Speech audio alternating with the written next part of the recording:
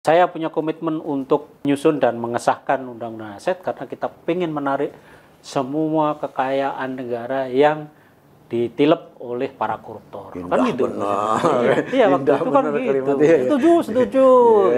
Kita yakin Presiden punya niat karena itu beberapa kali dikatakan kan bahwa hal utama yang akan dia berantas adalah Betul. korupsi. Yang mereka takut adalah ketika keluar dari penjara nggak punya uang.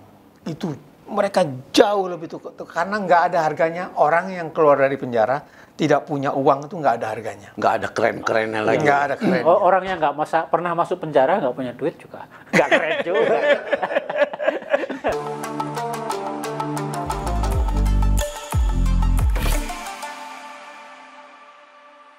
Assalamualaikum warahmatullahi wabarakatuh. Pak Presiden Nugroho F. Yudo, Didik Supriyanto, Haris Jauhari, dan kami bertiga ingin mengingatkan lagi kepada Bapak bahwa Undang-Undang Perampasan Aset rasanya makin hari makin penting untuk segera diundangkan dan dilaksanakan sebaik-baiknya. Begitu ya Pak Nugroho, Pak Didik? Ya, tetapi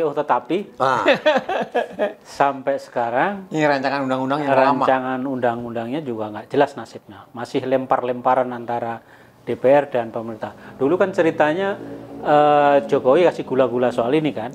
Ketika dia dibabat habis, bukan dibabat habis, nggak pernah habis dia sih. Publik mendemo dia karena perubahan undang-undang KPK, maka kemudian dia mencoba meredam itu, ngasih gula-gula manis lah, RUU perampasan aset. Tapi prosesnya nggak jalan. Pihak eksekutif bilang itu ada inisiatif DPR. DPR bilang DPR nggak pernah menetapkan ini sebagai prolegnas, sehingga itu menjadi sebaiknya menjadi inisiatif pemerintah, karena pemerintah lah yang menjanjikan itu. Maka kemudian kemarin sebelum berakhir, demi menjaga nama baiknya kan, dia mengirimkan RUU aset ke DPR. Sangat terlambat. Ya sangat terlambat karena sudah mau proses pergantian, nggak ada gunanya lagi. Nah kemudian ternyata di prolegnas yang disusun oleh DPR juga tidak dimasukkan. Masuk. Iyalah, Gitu. tirai sudah ditutup. Ya ini hanya ya bagi kita sekarang ya tahu persis lah. Sebetulnya bukan pengalaman baru sih gitu. Jadi memang Jokowi untuk kayak gini ini jago untuk apa? Mengelabui rakyat. Karena itu kan yang terkelabui sebagian juga yang pendidikannya rendah, ya, kan. gitu. Jadi ya mudah. Ya terus Dikasih ketika gula-gula. Presiden Prabowo setelah dilantik, pernyataan yang paling tegas ketika Hari Buruh itu, saya punya komitmen untuk segera menyusun menyusun dan mengesahkan undang-undang aset karena kita ingin menarik semua kekayaan negara yang ditilep oleh para koruptor. Indah, Kan gitu. benar. Iya, waktu Indah, itu kan benar gitu. kalimatnya, ya. Setuju. Tapi setelah itu tidak jelas juntrungnya juga. Itu kayak Dudut merayu. Iya. Ya Dut ya. Tidak jelas juntrungnya karena masih lempar-lemparan saja. Ini DPR apa pemerintah?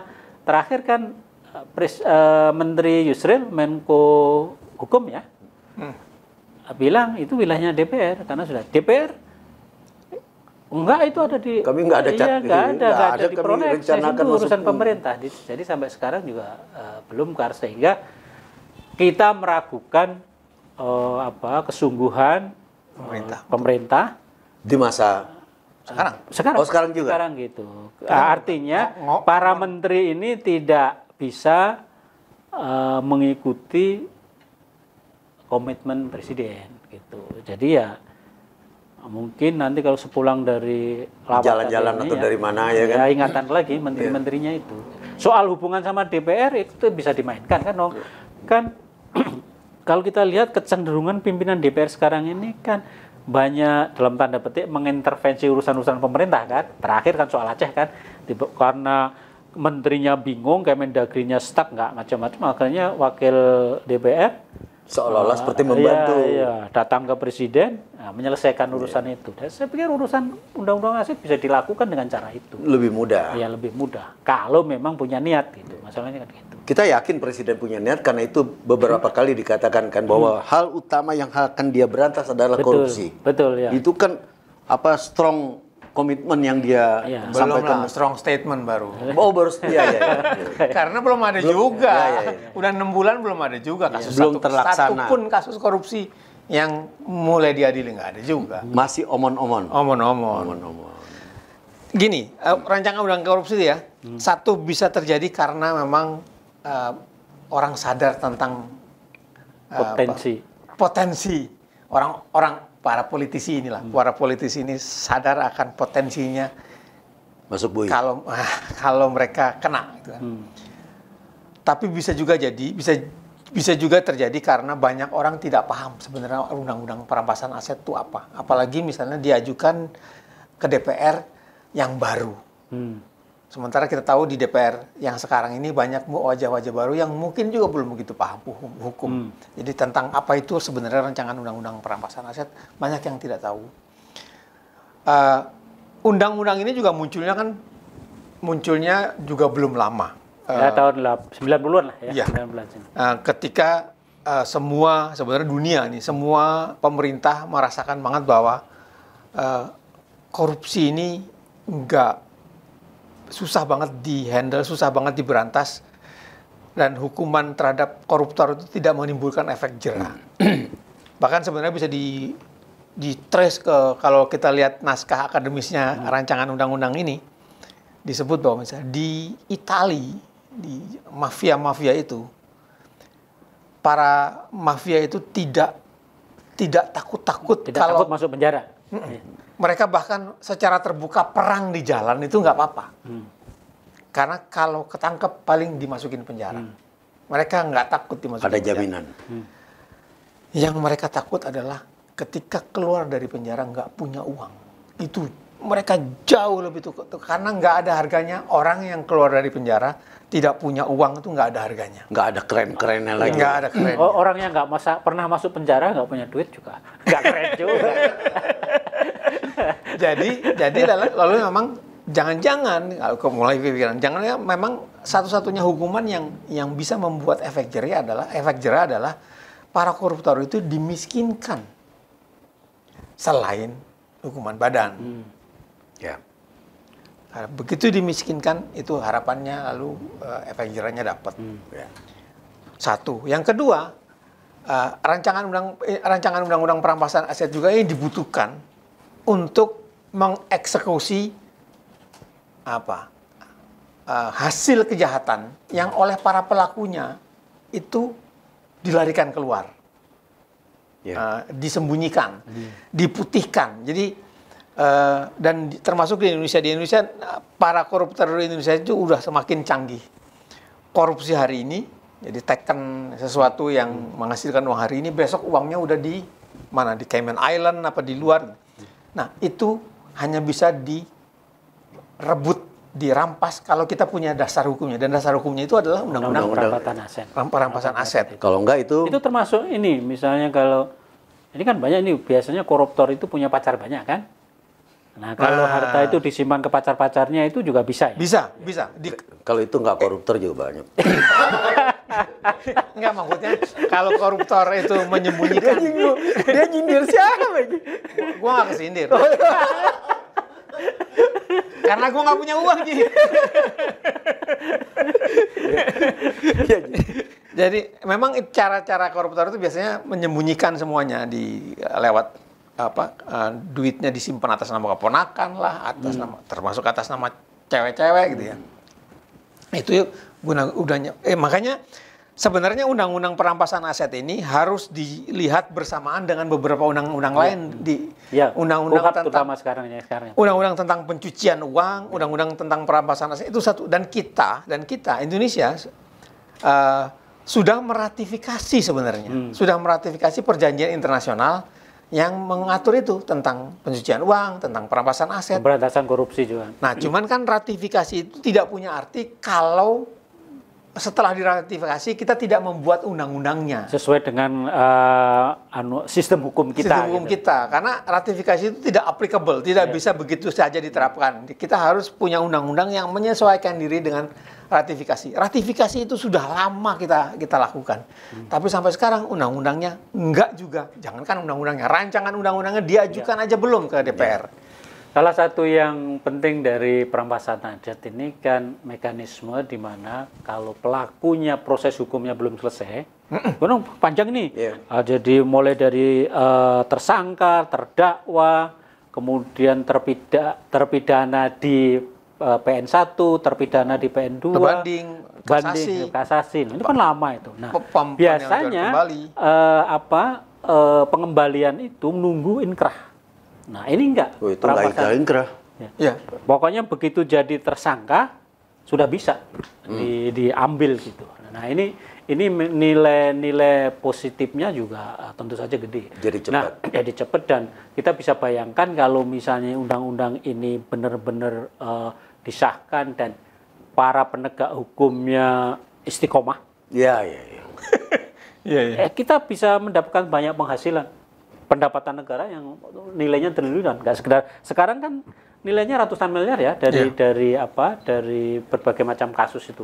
Nanti satu kasus bisa 1 triliun, 2 triliun. Dan itu meningkatkan kepercayaan masyarakat kepada pemerintah. Betul. Yang nyata dibandingkan survei. Ya, jangankan sudah ada undang-undang aja. Beberapa negara yang sudah punya undang-undangnya itu merampas harta koruptor itu nggak gampang.